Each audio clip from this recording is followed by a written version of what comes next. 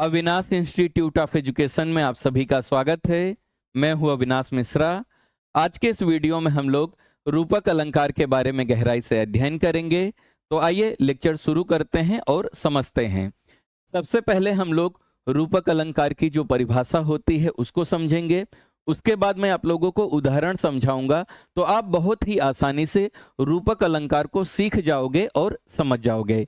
तो आइए सबसे पहले हम लोग रूपक अलंकार की जो परिभाषा है उसे समझते हैं। तो यहाँ पे ध्यान दो, जहां पर उपमेय और उपमान को एक रूप मान लिया जाता है वहां रूपक अलंकार होता है। तो रूपक अलंकार की परिभाषा क्या है? जहां पर उपमेय और उपमान को एक रूप मान लिया जाता है। एक रूप का मतलब होता है एक ही मान लिया जाता है, तो वहां पे क्या होता है? वहां पे रूपक अलंकार होता है। अब आइए समझते हैं उपमेय और उपमान क्या होता है। तो उपमेय का मतलब होता है जिसकी तुलना की जाए, और उपमान का मतलब होता है जिससे तुलना की जाए। तो याद रखना, रूपक अलंकार में क्या होता है? दो चीजों की तुलना की जाती है। तो जिसकी तुलना की जाती है उसे हम लोग क्या कहेंगे? उपमेय कहेंगे। और जिससे तुलना की जाएगी उसे हम क्या कहेंगे? उपमान कहेंगे। जब हम लोग उपमेय और उपमान को एक ही मान लेते हैं तो वहां पे क्या हो जाएगा? रूपक अलंकार हो जाएगा। आप उदाहरण देखो, बहुत ही आसानी से समझ जाओगे। पहला उदाहरण है मुख कमल है। तो यहाँ पे मुख का मतलब होता है चेहरा, और यह है कमल। तो यहाँ पे जो चेहरा है उसे क्या कहा जा रहा है? कमल कहा जा रहा है। यहाँ पे क्या लिखा है? मुख कमल है। तो यहाँ पे जो मुख है वो क्या है? उपमेय है। और कमल जो है वो क्या है? उपमान है। तो यहाँ पे मुख यानी चेहरे को क्या कहा जा रहा है? कमल कहा जा रहा है। यहाँ पे मुख यानी चेहरा कमल, तो मुख जो है क्या है? कमल है। यहाँ पे मुख कमल के जैसा है ऐसा नहीं कहा जा रहा है। यहाँ पे क्या क्या कहा जा रहा है? मुख यानी जो चेहरा है, चेहरा ही कमल है। तो यहाँ पे उपमेय और उपमान को दोनों को एक ही मान लिया जा रहा है। आप इसे और आसान उदाहरण से समझो। जब कोई इंसान बहुत अच्छा होता है तो लोग उसे क्या कहते हैं? उसका दिल सोने का है। क्या कहते हैं? उसका दिल सोने का है। जब कोई इंसान बहुत अच्छा होता है, बहुत भला इंसान होता है, तो लोग उसे क्या कहते हैं? उसका दिल सोने का है। ऐसा नहीं कहते कि उसका दिल जो है सोने के जैसा है। उसके दिल को क्या कहते हैं? सीधा सीधा सोना ही कह देते हैं। यहाँ पे देख रहे हो, दिल को सीधा क्या कहा जा रहा है? सोना ही कह दिया जा रहा है। क्या कहा जा रहा है? उसका दिल सोने का है। सोने का मतलब उसका जो दिल है वो क्या है? सोना ही है। दिल को ही सीधा सोना कह दिया जा रहा है। जब उपमेय और उपमान को एक रूप मान लिया जाता है, यानी दोनों को एक ही मान लिया जाता है, तो वहां पे रूपक अलंकार होता है। यहाँ पे दिल क्या है? उपमेय है। और ये क्या है? उपमान है। तो यहाँ पे दिल को क्या कहा जा रहा है? सोना कहा जा रहा है। दूसरा उदाहरण अब समझो। जब कोई व्यक्ति बहुत बहादुर होता है, शक्तिशाली होता है, तो लोग उसे नहीं कहते कि तुम शेर के जैसे हो। लोग उसे कहते हैं तुम शेर ही हो। जब कहा जाए तुम शेर हो, अब यहां पे देख रहे हो सामने वाले व्यक्ति को क्या कहा जा रहा है? शेर कह दिया जा रहा है। सामने वाले व्यक्ति को क्या कहा जा रहा है? तुम शेर हो। शेर के जैसा नहीं, कोई व्यक्ति है उसे सीधा शेर ही कह दिया जा रहा है। तो जब दो अलग अलग चीजों को एक रूप मान लिया जाता है तो वहां पे क्या होता है? रूपक अलंकार होता है। आप जितना ज्यादा उदाहरण देखेंगे उतना आसानी से इसे सीखते जाएंगे और समझते जाएंगे। अगला उदाहरण देखो। अगला उदाहरण है चरण सरोज पखारन लागा। चरण का मतलब है पैर, सरोज का मतलब है कमल, पखारने का मतलब है किसी चीज को पानी से धोना, उसे क्या कहते हैं? पखारन। लागा मतलब होता है लगना। तो यहाँ पे भगवान का जो पैर है, भगवान का जो चरण है, भगवान का पैर को क्या कहा जा रहा है? सरोज यानी कमल कहा जा रहा है। यहाँ पे चरण कमल कहा जा रहा है, यानी भगवान का जो पैर है वो क्या है? कमल है। तो यहाँ पे देख रहे हो चरण को ही कमल कह दिया जा रहा है ना? चरण यानी भगवान का जो पैर है उसे कमल कहा जा रहा है। यहाँ पे नहीं कहा जा रहा है कि जो चरण है, जो पैर है, कमल के जैसा है, बल्कि यहाँ पे ये बताया जा रहा है जो चरण है, जो पैर है, वो कमल ही है। जब उपमेय और उपमान को एक ही बताया जाए तो वहां पे क्या हो जाएगा? रूपक अलंकार। इसका मतलब क्या है?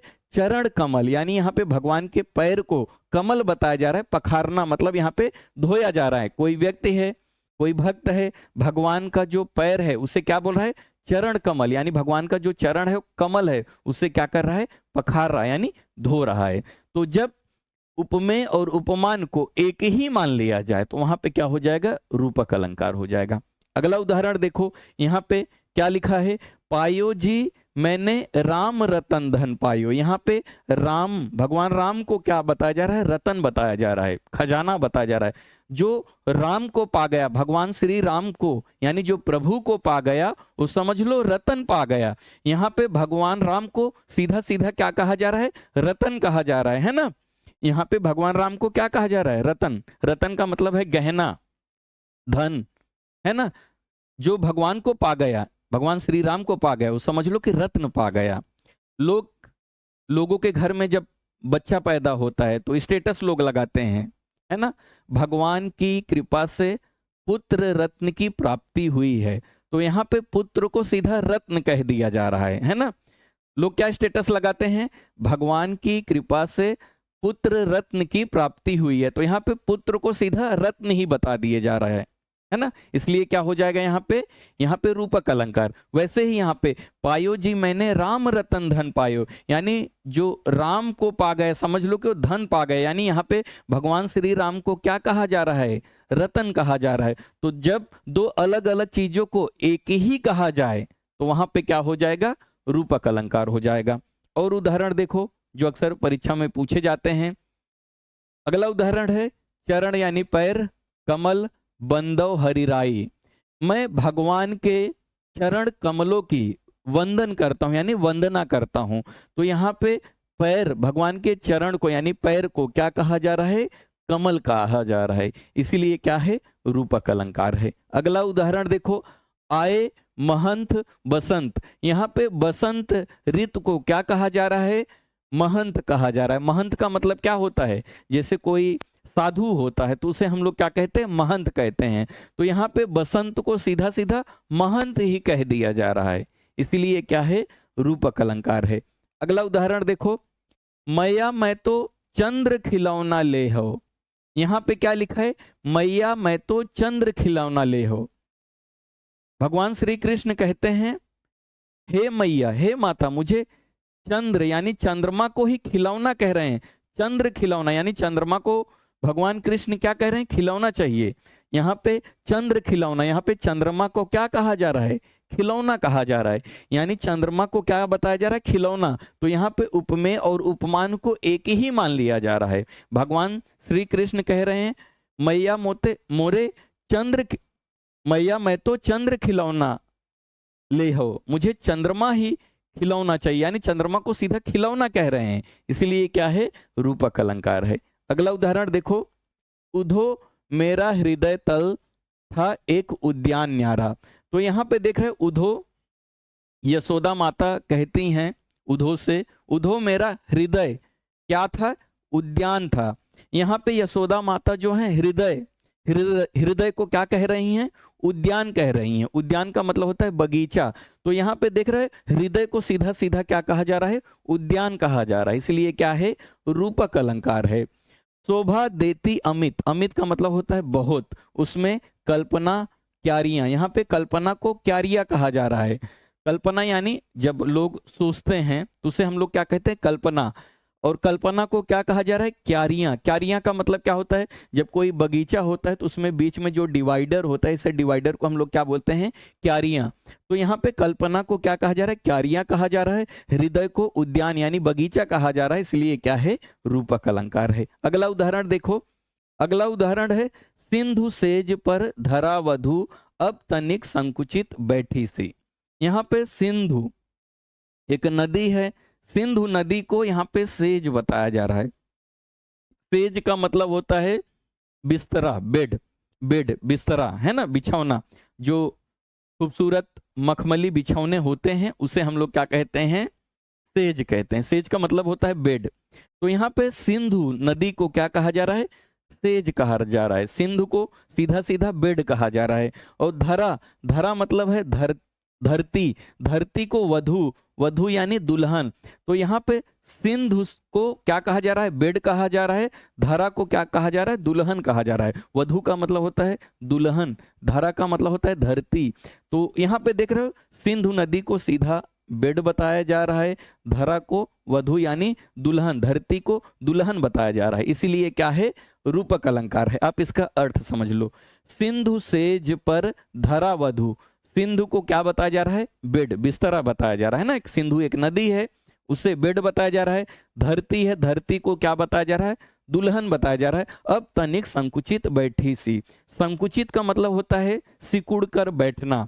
तो यहाँ पे सिंधु नदी को बताया जा रहा है अब दुल्हन के जैसे धरती पर, एक जैसे दुल्हन बैठी हो, दुल्हन की जैसे धरती पर वो संकुचित यानी सिकुड़ कर बैठी है। ठीक है, तो मुझे यकीन है कि आप रूपक अलंकार को बहुत अच्छे से सीख गए होंगे, समझ गए होंगे। आपको कोई भी डाउट है तो आप कमेंट करके पूछ सकते हो। अगर आपने अभी तक इस चैनल को सब्सक्राइब नहीं किया है तो इस चैनल को सब्सक्राइब जरूर कर लेना, क्योंकि इस चैनल पर आपको भारत का भूगोल, विश्व का भूगोल और हिंदी व्याकरण से संबंधित वीडियो मिलते रहेंगे। वीडियो कैसा लगा कमेंट करके जरूर बताइएगा। वीडियो देखने के लिए धन्यवाद।